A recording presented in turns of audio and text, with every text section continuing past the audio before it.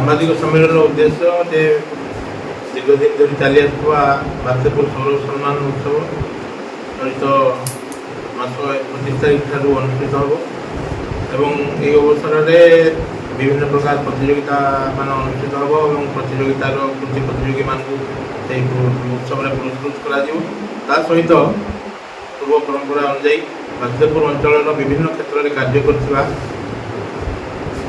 କୃତି ସନ୍ତାନମାନଙ୍କୁ ବାଜପୁର ସୌର ମଞ୍ଚରେ ସମ୍ମାନିତ କରାଯିବ। ବାଜପୁର ସୌରଭକୁ ସାରା ଦୁନିଆକୁ ବିତରିତ କରିବା ପାଇଁ ବାଜପୁର ସୌରଭୀକୁ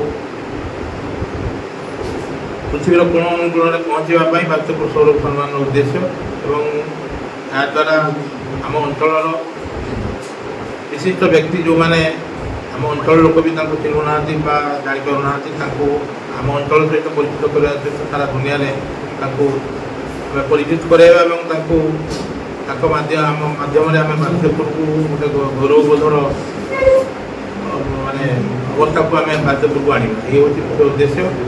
ତା ସହିତ ବାଜପୁର ସୌରଭ ସମ୍ମାନରେ ଅବସରରେ ଗୋଟେ ସ୍ମରଣିକା ପ୍ରକାଶ ପାଇବ ଯେଉଁଥିରେ କି ବାଜପୁରର କଳା ସାହିତ୍ୟ ସଂସ୍କୃତି ଇତିହାସ ଏସବୁ ତା ଦେହରେ ରହିବ ତାର ମୁଖ୍ୟ ବିଷୟବସ୍ତୁ। ତା ଛଡ଼ା ବାଣିଜ୍ୟ ମେଳା, ପୁସ୍ତକ ମେଳା ଏବଂ ବିଭିନ୍ନ ପ୍ରକାରର ସରକାରଙ୍କର ସୂଚନାଧର୍ମୀ ଷ୍ଟଲ୍ ଏଥିରେ ସ୍ଥାନିତ କରାଯିବ। ମୁଖ୍ୟ ଉଦ୍ଦେଶ୍ୟ ହେଉଛି ବାଜପୁର ସୌରଭ ସମ୍ମାନ ସମଗ୍ର ବାଜପୁର ଅଞ୍ଚଳର ବିକାଶ ଏବଂ ସୌରଭର ବାର୍ତ୍ତା ପ୍ରଦାନ କରିବ। ଏ ହେଉଛି ମୁଖ୍ୟ ଉଦ୍ଦେଶ୍ୟ। এই যে সৌর সম্মান সমাজ এথিপাই আবশ্যক প্রকার পুঁজি এই নবনির্মাণ সেনা বিনা কৌশি কর্পোরেট হাউস বা সরকারি সহায়তা বিনা কেମିତି ପୂରଣ କରିବା ପାଇଁ ଲକ୍ଷ୍ୟ ଆଗରୁ ଯାହା ଯେତେଥର ଅନୁଷ୍ଠିତ ହୋଇଛି ସରକାରୀ ସହାୟତା ନାହିଁ କହିଲେ ଚଳେ।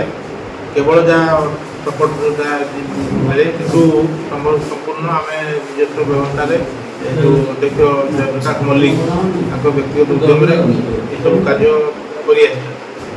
ଆମେ ଆଶା କରୁଛୁ ଓଡ଼ିଶା ସରକାର ସଂସ୍କୃତି ବିଭାଗ ଆମର ରାଜ୍ୟର ସଂସ୍କୃତି ମନ୍ତ୍ରୀ ଜଣେ ସଂସ୍କୃତି ଅନୁରାଗୀ ବ୍ୟକ୍ତିତ୍ୱ, ତେଣୁ ଆଶା କରୁଛି ଆଗାମୀ ଦିନରେ ବାଜପୁର ସୌର ସମ୍ମାନ ପ୍ରତି ତାଙ୍କର ନିଶ୍ଚୟ ସହାୟତା ରହିବ ଏବଂ ସାହାଯ୍ୟ ରହିବ ଯାହାଫଳରେ କି ବାଜପୁର ସୌର ସମ୍ମାନ ଆଉ ଟିକେ ଭଲ ହେଇକିରି ଆମେ ଆୟୋଜନ କରିପାରିବୁ। ଆଜି ପବିତ୍ର ଉତ୍କଳ ଦିବସ ଅବସରରେ ଆଜି ବାଜପୁର ସୌର ସମ୍ମାନ ଉତ୍ସବ 2025 ପାଳନ ପାଇଁ ସାମ୍ବାଦିକ ସମ୍ମିଳନୀ ଆୟୋଜନ କରାଯାଇଥିଲା।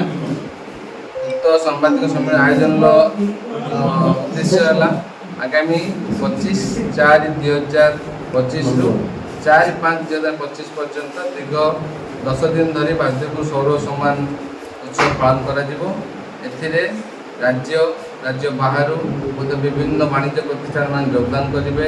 ବାସୁଦେବପୁର ଅଞ୍ଚଳର ବିଭିନ୍ନ ବ୍ୟବସାୟିକ ସଂଘ ଯୋଗଦାନ କରିବେ ଏବଂ ଏ ବାସୁଦେବପୁର ସୌର ସମ୍ମାନ କେବଳ ଆମୋଦ ପ୍ରମୋଦ ପାଇଁ ନୁହେଁ, ଏଟା ଏକ ବିଭିନ୍ନ ପ୍ରୋଗ୍ରାମର ସମଷ୍ଟି। ଏଥିରେ ବାସୁଦେବପୁରରେ ପୁସ୍ତକ ମେଳା ମଧ୍ୟ ଅନୁଷ୍ଠିତ ହେବ।